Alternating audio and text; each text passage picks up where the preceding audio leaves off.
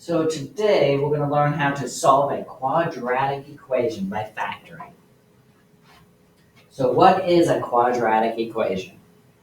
Well, here's the standard form of a quadratic equation.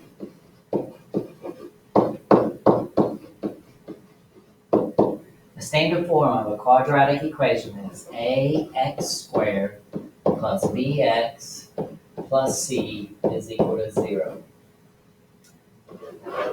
This is called a quadratic equation. The reason it's called a quadratic equation is because it has an ax squared term. The ax squared term is your quadratic term.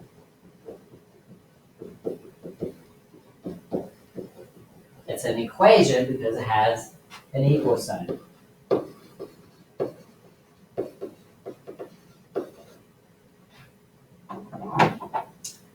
So to be a quadratic equation, it has to have a quadratic term and an equal sign. Your quadratic term has to be your largest. This has to be the largest exponent in your whole equation. If you have an exponent that's larger than 2, it's not a quadratic equation. These terms, the bx and the c, they don't have to always be there. The bx is called your linear term. And c is called your constant term. So today we're going to learn how to solve a quadratic equation. Quadratic equations, because it has an exponent of 2, we say it has a degree of 2. The degree of this equation is 2, because 2 is the largest exponent in my equation. Since the degree is 2, that tells me that this equation has 2 solutions. So all quadratic equations have 2 solutions, so we're going to find them. All right, so let's look at our first example here.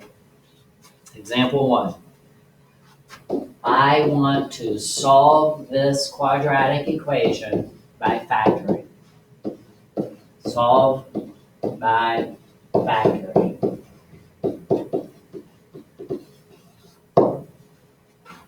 We got 3x squared minus 2x equals 1. So is this a quadratic equation? Yes, because it has a quadratic term. It has an x squared term. That's your largest exponent on your variable. Okay, has an equal sign, so it's an equation. So to solve it, our first step is to write it in the standard form. So what you do is you get all your terms on one side. Okay, I usually get all my terms on the side so that my quadratic term, the 3x squared, is a positive. I always want my quadratic term to be positive. So I'm going to move everything to the left side. So that means the right side is going to be 0. So to do that, I would subtract 1 from both sides of this equation. Since you can't take negative 1 from 3x squared or negative 2x, you just write it as 3x squared minus 2x minus 1 is equal to 0. So now you have it in the standard form. So what you want to do is you want to factor this side. Well, what do we have? What is 3x squared minus 2x minus 1? That's a quadratic trinomial. Okay? We've been factoring quadratic trinomials. Well, what's the leading coefficient of this quadratic trinomial? It's 3. So if the leading coefficient is not 1, to factor it, we're going to use slip and slide. So we're going to use slip and slide method to factor this. So what I'm going to do is I'm going to slip my 3 to the back.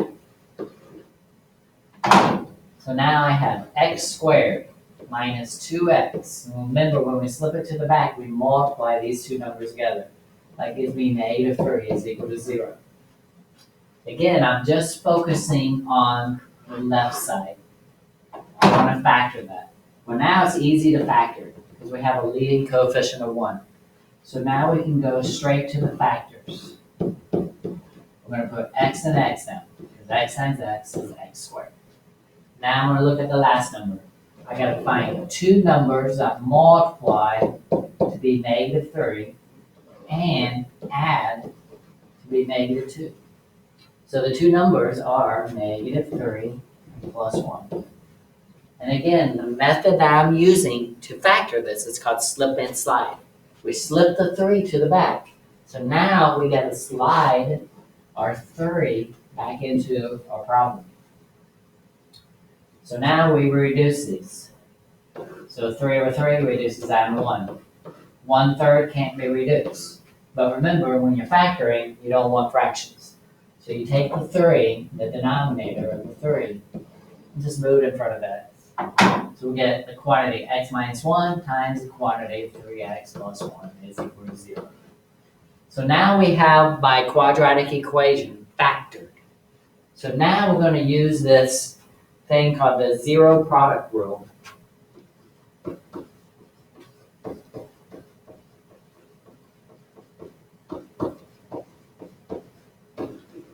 Because what do I have going on here? I got this expression, x minus 1, times this expression, 3x plus 1, and that equals 0. So I'm multiplying two things together, and they equal 0. So what must be true is one of those two things is equal to 0 in both of them. So what you do is you take both factors, and you set them equal to 0. You take both factors and set them equal to 0. And then solve these two equations. And then that will give you your two solutions. So add one here, we get x equals 1. And minus 1, 3x equals negative 1. Divide by 3. So we get x equals negative 1/3. So my two solutions to the quadratic equation above are x equals 1 and x equals negative 1/3. You can just leave it like that, or if you want, you can write the solution as a set. So it's a set that contains 1 and negative 1/3. So let's try another example. Let's look at this one. Example 2.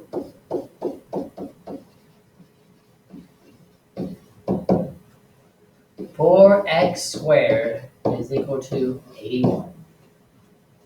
So this is an equation, and the largest exponent on it is a 2 on the variable. So this is a quadratic equation. So first step is to write it in the standard form, which is ax squared plus bx plus c equals 0. So locate your quadratic term. Here's my quadratic term. Remember, you want the quadratic term to be positive. Is 4x squared positive? Yes. So we don't want to change it. So we don't want to move the 4x squared. So that means we want to move the 81 to the other side. So we're going to minus 81. Minus 81. So when we do that, we get this. 4x squared minus 81 is equal to 0. Okay? Well, what do we got here? We got a quadratic binomial. We know how to factor quadratic trinomials. Do you guys remember how to factor a quadratic binomial? Well, you should notice this. 4x squared is a perfect square. 81 is a perfect square. And what do we got in between them? A minus sign. So this is called a difference of perfect squares. When you have a difference of perfect squares, it's really easy to factor. So basically, what do you take times itself twice to give you 4x squared? 2x. So I'll put 2x down here and 2x down here. What number do you take times itself twice to get 81? 9. I'm going to put 9 and 9 here, but it's negative 81. So one's going to be positive, one's going to be negative. So there's how factors. So now, what do we do once we have a factor? We set both of the factors equal to 0. And then solve. So this one we would minus 9. We get 2x equals negative 9. Divide by 2. X equals negative 9 halves. Over here, we're going to add 9 to both sides. We get 2x equals 9. Divide by 2. X equals 9 halves. So the two solutions are negative 9 halves and positive 9 halves. You can leave it like that, or if you want, you can write it like this. You can write it as plus or minus 9 halves. That plus and minus in front of a number means it's two numbers. It's positive 9 halves and negative 9 halves. Just a shorthand notation that mathematicians use. All right, let's try another one. Example 3.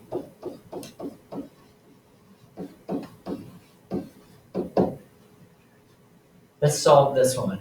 X squared minus 7x minus 21 is equal to negative 3x.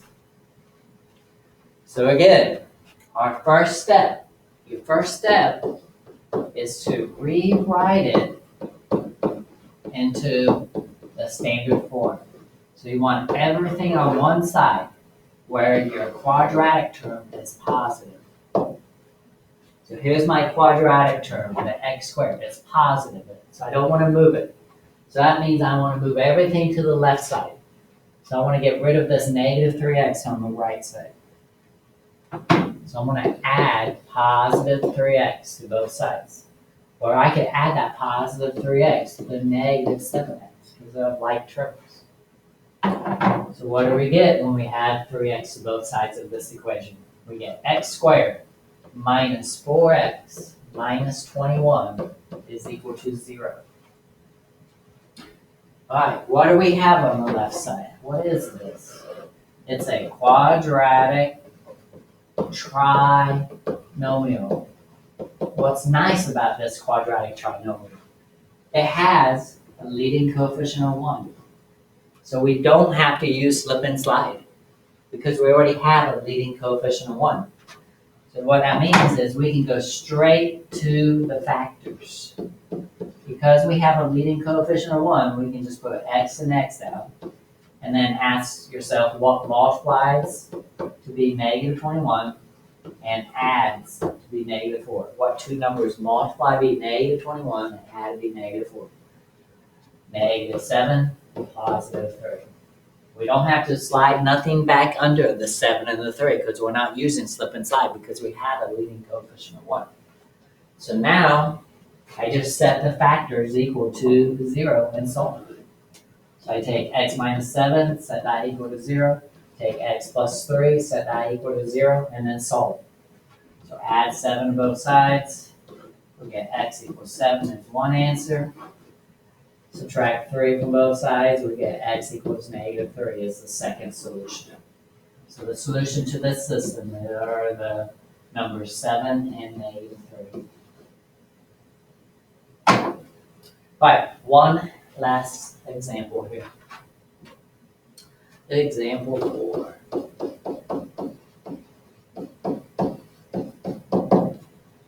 We got 2x squared plus 4 is equal to 0. So we want to solve this one by factoring. Well, it's already written in standard form. This is not a trinomial. It's a binomial. We're going to have two ways to factor a binomial that we know of. Difference of perfect squares. It's not a difference. And 2 is not a perfect square, but 4 is. So we can't do it that way. So we got to do it the first way that we learned. The first way that we learned was the GCF. Do these two terms have a greatest common factor? Actually, this was supposed to be an x. left off the x on the 4x. Alright, so we have 2x squared plus 4x equals 0. Do these two terms have a greatest common factor? They do. 2x. You can factor out a 2x from both of these. So what do we got? We got 2x times what gives you 2x squared? X. 2x times what gives you 4x? 2. It's factored. How many factors do we got? 2. Here's my first factor. Here's my second one. So what I'm going to do is I'm going to take both factors and set them equal to 0, and then solve those two equations. So we divide by 2, 0 divided by 2 is 0. So one of the solutions is 0. Over here we would subtract 2 from both sides, we get x equals -2. So the solutions to this system are 0 and -2.